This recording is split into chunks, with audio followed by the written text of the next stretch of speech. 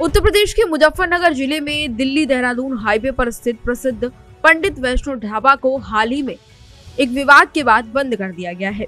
बता दें कि कांवड़ यात्रा शुरू होने से पहले सामने आए इस मामले ने स्थानीय और सोशल मीडिया पर काफी प्रतिक्रियाएं और काफी सारे रिएक्शन मिले थे इस ढाबे को, जिसके बाद अब ये जानकारी सामने आई है कि इस ढाबे को बंद किया गया है। विवाद की शुरुआत उस समय हुई थी जब स्वामी यशवीर जी महाराज के समर्थकों ने कर्मचारी की जबरन तलाशी लेने की कोशिश की। उस व्यक्ति ने खुद को गोपाल बताया, लेकिन बाद में सामने आया कि उसका असली नाम तजम्मुल है। इस घटना के बाद ढाबे को सोशल मीडिया पर खूब ज्यादा टारगेट किया गया और इस पर बहस छिड़ गई और ग्राहकों ने वहां जाना कम कर दिया और नतीजा ये हुआ कि व्यावसायिक गतिविधियों पर भारी गिरावट देखने को मिली और होटल को आर्थिक नुकसान भी झेलना पड़ा। जिसके बाद होटल के मैनेजर सुनील शर्मा ने जानकारी दी कि मालिक ने विवाद के बाद सभी पुराने स्टाफ को हटा दिया और केवल हिंदू कर्मचारियों को ही नियुक्त किया है। यहाँ तक कि बारकोड सिस्टम तक को नए तरीके से सेट किया गया है।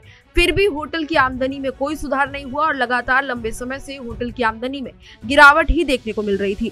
वहां पर लोग नहीं पहुंच रहे थे। सुनील शर्मा ने अपनी समस्याओं को बताते हुए कहा कि हमारे यहाँ 5 कर्मचारी हैं जिनका सिर्फ खाने पीने का खर्चा है रोजाना का 1000 से 1500 रुपए का।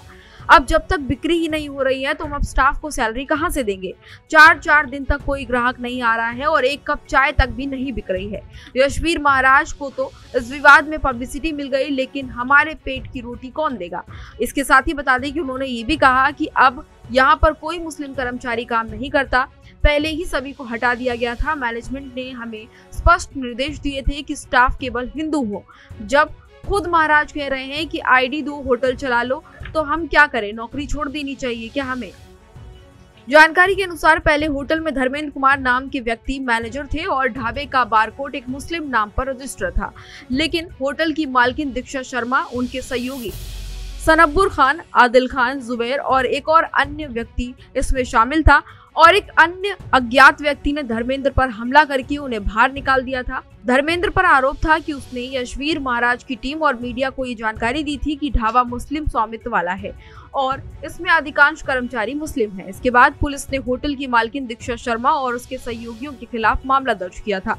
हालांकि होटल की छवि पहले से ही खराब हो चुकी थी और ग्राहक लौटकर नहीं आ रहे थे।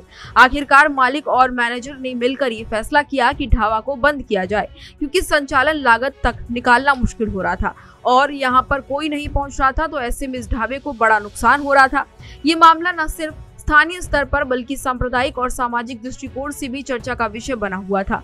लेकिन अब जब ढाबा बंद हो गया है तो इसका असर सीधे तौर पर वहां काम करने वाले कर्मचारियों और मजदूरों पर पड़ेगा, क्योंकि उनको यहाँ से पैसा मिल रहा था और रोजगार मिल रहा था। अब उनका रोजगार भी छिन गया है। लेकिन जिस तरीके से काफी लंबे समय तक ये ढाबा विवादों में रहा, उसके बाद यहाँ पर लोगों ने जाना बंद कर दिया था और इसी वजह से, क्योंकि ये ढाबा अपना खर्चा नहीं निकाल पा रहा था, तो मालिकों ने इसको बंद करने का फैसला लिया है। तो फिलहाल इस ढाबे पे अब शटर डाउन हो चुका है।